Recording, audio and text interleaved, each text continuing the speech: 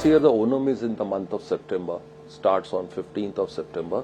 Last year it was in the August end actually.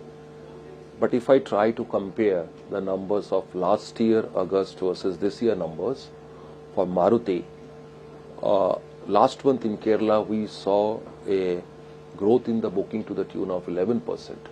So which is a very positive sign for us. And just to give a perspective that on this Saturday we had that Ganesh Chaturthi. So the markets where generally this festival is very popular, there we saw a 10% growth in the deliveries. So if you ask me, Parikshit, I feel that we are seeing the green shoots coming and we are hopeful and very optimistic that the festival seasons we are going to see a good sales. Specifically on the industry and the festival season itself, so far from what we are seeing, the demand has been pretty robust. But specifically commenting about Toyota, we follow the pull system. We do not push inventory to our dealers. We look at the customer order intake data flow very, very carefully from the ground, from the dealer, and build it bottoms up. We are pretty bullish about the upcoming festive season. I think there are a number of indicators that point towards that. I think the election is behind us, the budget is behind us. We have the indications of a great monsoon. We've had good rains. I think if you look at the Vahan data as well for luxury, I think was still flat, but for Mercedes-Benz we grew even in August, and I'm sure even September, October should be the best ever months for us again. If I look at the full year projections, we are still confident of a double-digit growth.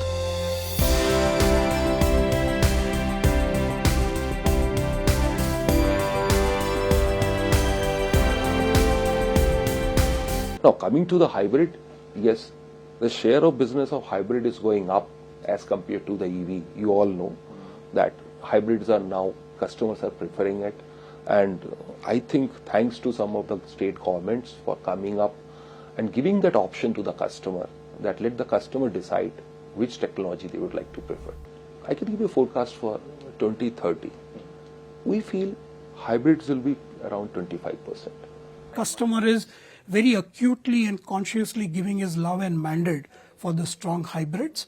Apart from, of course, the same customer also giving a mandate for the battery electrified vehicles as they are available. So, yes, we see a strong demand for hybrids. Imperative that all the focus and consistency of policy needs to be in the direction to get EV on the global stage, because it's not just about getting us to the global stage. A, it brings us there. B, it solves the import bill of oil. The concern that we have, we spend close to $130 billion per year on that. And third, our sign up on COP26, which is to get to net zero by 2070. So if we move on the direction of EV, and when we get to 30% penetration, we will be able to reduce the CO2 intensity footprint by 45%.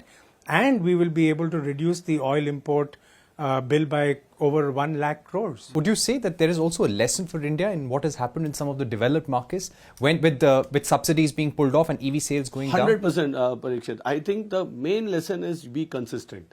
The on and off will actually distort demand. It will distort consumer acceptance. It will distort resale values, residual values, a lot of things. There needs to be a clear roadmap that till the time India doesn't achieve the 30%, 35, 40%, this kind of support will continue.